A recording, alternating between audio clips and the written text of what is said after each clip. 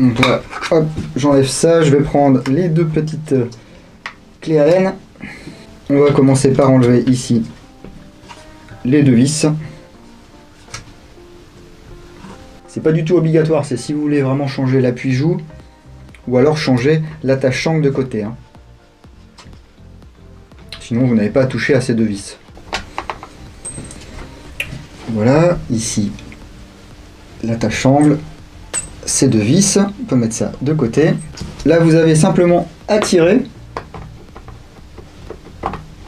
Voilà. Et ici, pareil, vous faites coulisser vers l'arrière.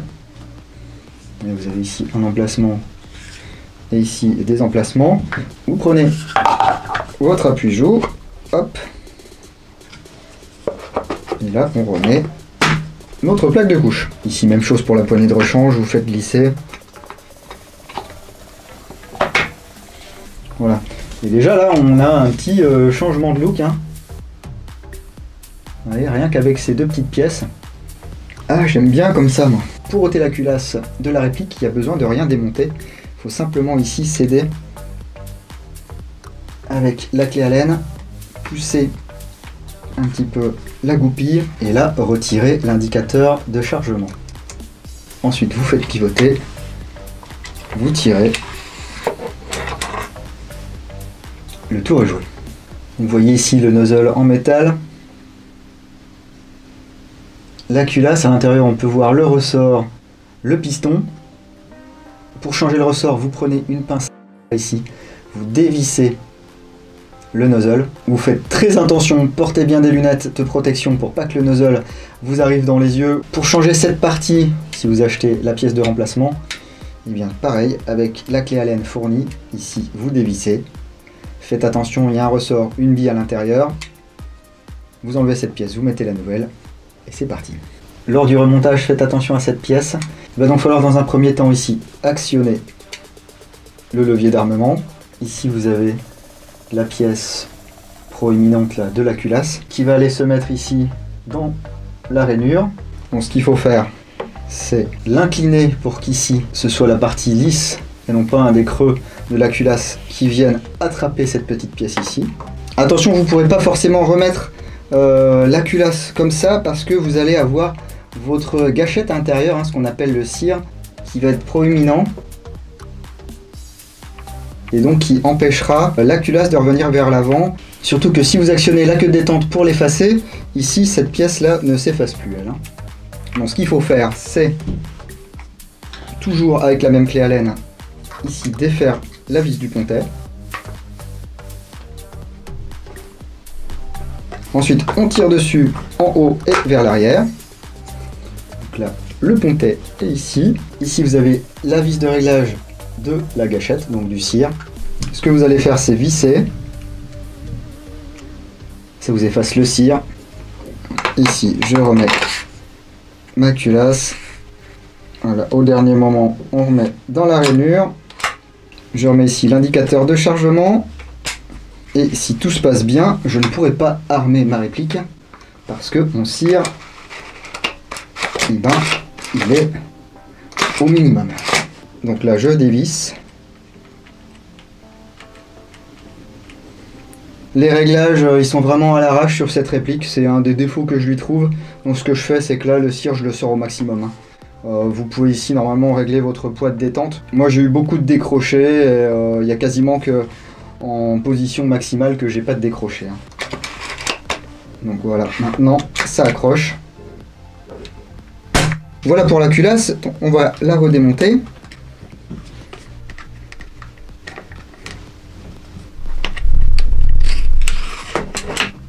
Voilà. Tout simplement pour aller un petit peu plus loin dans le démontage. Ici je vais ôter la crosse en enlevant la vis qui est juste devant le puits de chargement. Voilà, toujours avec les clés qui sont fournies avec la réplique. Hein.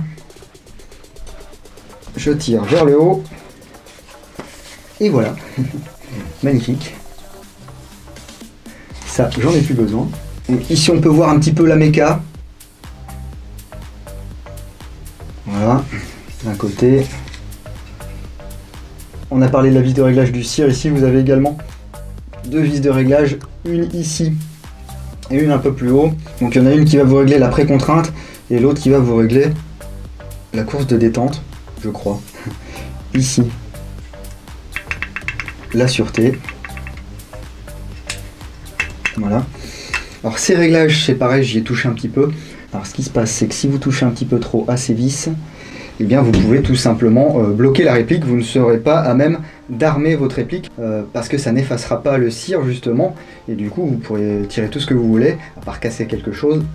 Voilà, quoi. Alors à l'intérieur, je ne vais pas démonter là, mais je vous fais une petite photo. Il y a deux pièces en acier, hein, donc votre cire et puis une pièce qui va relier avec ici la queue de détente qui elle est en alliage. Ici à l'intérieur vous pouvez peut-être voir, il y a une pièce en plastique. La culasse ne glisse pas dans le métal du corps, elle glisse dans une pièce en plastique qui est à l'intérieur du corps de la réplique. Maintenant je vais enlever le garde-main. Donc là pareil, vous prenez la clé Allen qui est fournie, vous le dévissez. Ensuite vous enlevez le garde-main. Voilà. Donc il faut le faire aller un petit peu vers l'avant et vous le soulevez. Garde-main en plastique toujours. Et donc là voilà, vous avez une partie en alliage tout léger. Et ce qu'on peut voir, c'est qu'on peut déjà dévisser le canon externe. Ici, juste au-dessus du hop, vous avez une petite flèche. Et là, au bout de mon doigt, j'espère que vous pourrez le voir, que c'est pas trop flou, vous avez une petite encoche. Donc il faut que ça coïncide. Dévissons.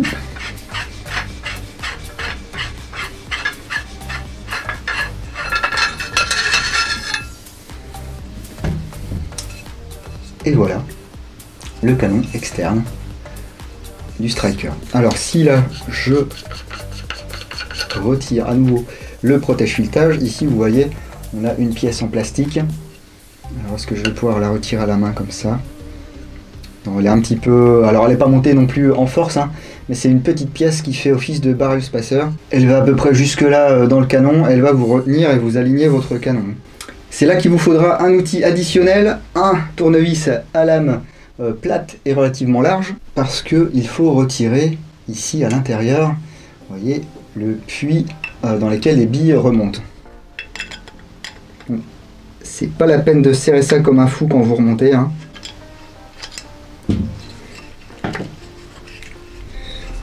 Le voilà. Et c'est pas fini, avant de tirer comme un ouf. Ici, il va falloir dévisser, bien sûr, la vis de réglage de hop-up. Donc là, vous prenez la petite clé Allen. Bon, vous n'êtes pas obligé de l'enlever entièrement, hein. Et là, maintenant, vous pouvez retirer le bloc hop-up du corps. Donc, notre canon de 550 mm.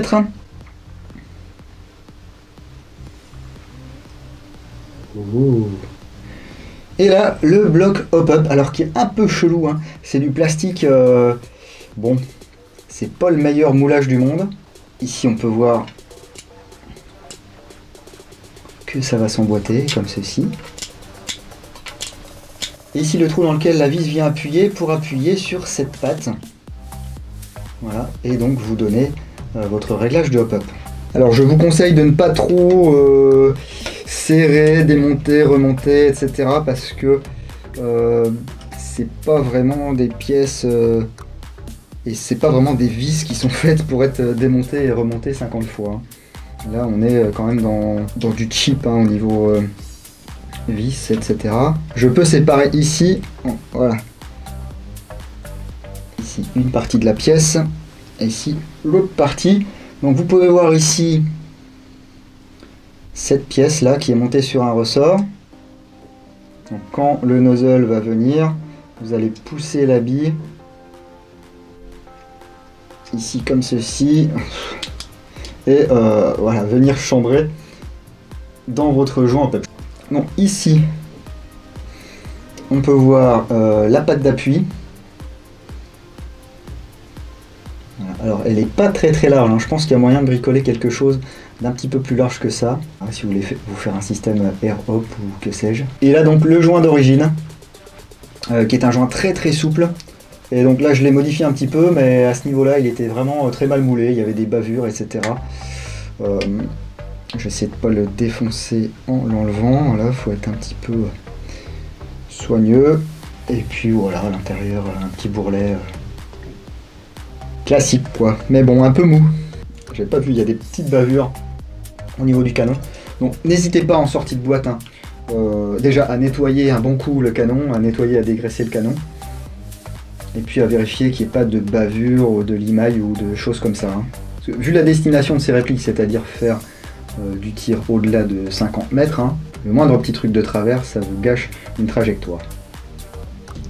Donc voilà, il suffit plus qu'à mettre un joint potable là-dedans, et puis ça le fait. Hein. Bon, cela dit, je suis parti 2 fois en jeu avec le joint d'origine, le canon d'origine. J'ai réussi à toucher des gars. Hein. Voilà. Un joint Marui, déjà il est un peu moins souple. Hein. Alors les gars, la marque de joint, c'est celle qui vous va le mieux. Hein. À un moment donné, tout le monde voulait que du 9 ball. Après, c'était le Modify marron. Il y a eu les Falcon. Il y a tellement de marques. Testez. Et puis, vous verrez si vous êtes content ou pas. Et puis, n'hésitez pas à commenter et à dire quel joint vous convient. S'il faut, avec mon joint Marui, j'aurai des performances dégueulasses. Hein. Alors, pour les chafouins là qui disent « Ouais, mais après, il va faire des tests de tir avec le joint Marui et pas le joint d'origine. » Les tests de tir sont faits déjà. On va pouvoir remonter. Oui, bah ça passe. Hein. La rainure du joint est pas mal. Bah, du coup, je vais faire ça dans l'ordre. Là, il faut vraiment que ça se mette en face.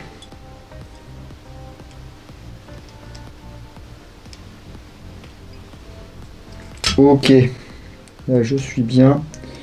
On revise ça et je vous fais le montage en accéléré, les gars.